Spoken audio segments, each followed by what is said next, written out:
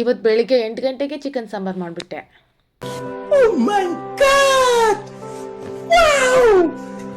Shock ಆದ್ರಾ? ನೀವಿನ್ನೂ ನನ್ನ ಚಾನಲ್ನ ಸಬ್ಸ್ಕ್ರೈಬ್ ಮಾಡ್ಕೊಂಡಿಲ್ಲ ಅಂದರೆ ಪ್ಲೀಸ್ ಹೋಗಿ ಸಬ್ಸ್ಕ್ರೈಬ್ ಮಾಡ್ಕೊಳ್ಳಿ. ಏನಿಲ್ಲ, ಇವತ್ತು ನನ್ನ ಹಸ್ಬೆಂಡು ವ್ಯಾಪಾರಕ್ಕೆ ಹೋಗ್ತೀನಿ ಅಂತ ಹೇಳಿ ಬೇಗ ಹೋಗಿ ಚಿಕನ್ ತರ್ತೀನಿ ಸಾಂಬಾರು ಮಾಡು ಅಂತ ಹೇಳಿದರು. ಸೊ ಹಾಗಾಗಿ ಬೇಗ ಹೋಗಿ ತೊಗೊಂಬಂದರು ಅವರು ಕೂಡ. ನಾನು ಕೂಡ ಎಲ್ಲದನ್ನು ರೆಡಿ ಮಾಡಿಕೊಂಡೆ.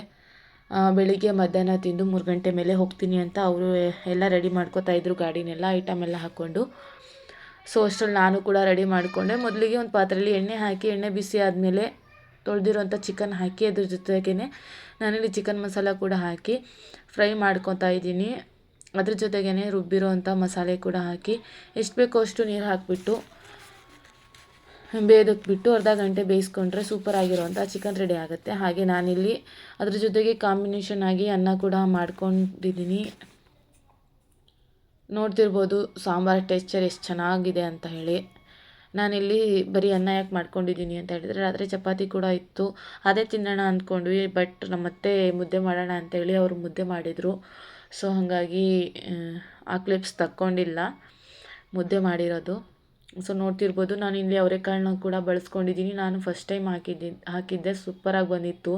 ಅವರೆಕಾಳು ಹಾಕಿದರೆ ತುಂಬಾ ಚೆನ್ನಾಗಿರುತ್ತೆ. ನೋಡ್ತಿರ್ಬೋದು ಸಾಂಬಾರು ಕೂಡ ಆಗೇ ಹೋಯಿತು. ಹಾಗಾಗಿ ನಾನು ಕೂಡ ಬ್ರಷ್ ಮಾಡ್ಕೊಂಬರೋಣ ಅಂಥೇಳಿ ಬ್ರಷ್ ಮಾಡಿಕೊಂಡು ನಾನು ರೆಡಿಯಾಗಿ ಊಟ ಮಾಡಲಿಕ್ಕೆ ನಾನು ಮುದ್ದೆ ಮತ್ತು ಸಾಂಬಾರು ಹಾಕ್ಕೊಂಡು ಕೂತಿದ್ದೆ. ಅಷ್ಟರಲ್ಲಿ ಇವರು ಕೂಡ ರೆಡಿ ಆಗೋದಕ್ಕೆ ಬಂದರು. ಅವ್ರಿಗೆ ಗೊತ್ತಿಲ್ಲದೇ ನಾನು ಒಂದು ಕ್ಲಿಪ್ಸ್ ತಗೊಂಡಿದ್ದೀನಿ, ನೋಡ್ತಿರ್ಬೋದು. ಅವ್ರಿಗೆ ಗೊತ್ತಿಲ್ಲ ನಾನು ವಿಡಿಯೋ ಮಾಡ್ತಿರೋದು. ಸೊ ಹಂಗಾಗಿ ಮಕ್ಕಳಿಗೆಲ್ಲ ತಿನ್ನಿಸ್ಕೊಂಡು ನನ್ನ ಮಗ ಸಾಮ್ರಾಟ್ಗೆ ಅಂಗನವಾಡಿಲಿ ಬಿಟ್ಟು ಬರಬೇಕಂತ ಹೇಳಿ ಹೋದೆ. ಅದನ್ನ ಬಿಟ್ಟು ಬಂದು ಅದಾದ ನಂತರ ಲೈವ್ಗೆ ಹೋಗಿದ್ದೆ, ಇನ್ಸ್ಟಾದಲ್ಲಿ ಲೈವ್ ಹೋಗಿದ್ದೆ. ನಗುವೆ ಸಾಕು ನಿನಗೆ ಬೇಕಿಲ್ಲ ಬಂಗಾರದ ಒಡವೆ, ತುಸು ಮೆಲ್ಲನೆ ನಗುವೆ ನೀ ಓ ನನ್ನ ಖುಷಿಯೇ. ಎಷ್ಟು ಚೆನ್ನಾಗಿ ಬರೆದಿದ್ದಾರೆ. ಇನ್ನೂ ಇದೆ, ನನಗೆ ಅದು ಓದಲಿಕ್ಕಾಗಲಿಲ್ಲ. ಸೊ ಅದಾದ ನಂತರ ರೊಟ್ಟಿನಾದರೂ ಮಾಡೋಣ ಅಂಥೇಳಿ ರೊಟ್ಟಿ ಮಾಡೋದಕ್ಕೆ ಕೂತ್ಕೊಂಡ್ವಿ. ಅದಾದ ನಂತರ ನಾವಿಲ್ಲಿ ಹುಣಸೆ ಪಿಕ್ಕನ ಸುಟ್ಬಿಟ್ಟು ಕೂಡ ಅದನ್ನು ನೆನೆಸಿಡಬೇಕು ಒಂದು ನೈಟು ಉಪ್ಪು ಹಾಕಿ, ತುಂಬಾ ಚೆನ್ನಾಗಿರುತ್ತೆ. ಅದಾದ ನಂತರ ಒಂದು ರೆಮಿಡಿನ ಮಾಡೋಣ ಅಂಥೇಳಿ ನಾನು ರೆಮಿಡಿನ ಎಲ್ಲ ತಯಾರಿ ಮಾಡಿಕೊಂಡೆ. ಅದಾದ ನಂತರ ನಾನಿಲ್ಲಿ ಫಸ್ಟಿಗೆ ಮುಖನ ತೊಳ್ಕೊಂಬಂದ್ಬಿಟ್ಟು ಅದಾದ ನಂತರ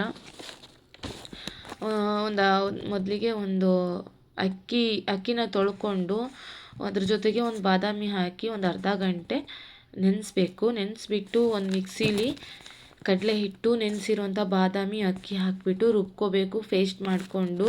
ಅದಾದ ನಂತರ ಮುಖ ತೊಳೆದು ಹಚ್ಚಬೇಕು. 10 ನಿಮಿಷ ಹಚ್ಚಿ ಡ್ರೈ ಆದಮೇಲೆ ಹೋಗಿ ಮುಖ ತೊಳ್ಕೊಂಡು ಅದಾದಮೇಲೆ ನೋಡಿ ನಿಮ್ಮ ಮುಖ ಎಷ್ಟು ಗ್ಲೋಯಿಂಗ್ ಆಗಿರುತ್ತೆ. ನಿಜವಾಗ್ಲೂ ಎಷ್ಟು ಚೆನ್ನಾಗಿರುತ್ತೆ ಗೊತ್ತಾ. ಸ್ಕಿನ್ ಮಾತ್ರ ಶೈನಿಂಗ್ ಆಗಿರುತ್ತೆ. ನೀನು ಡೈರೆಕ್ಟಾಗಿ ನೋಡಿದ್ರೇ ಇನ್ನು ಚೆನ್ನಾಗಿ ಗೊತ್ತಾಗುತ್ತೆ.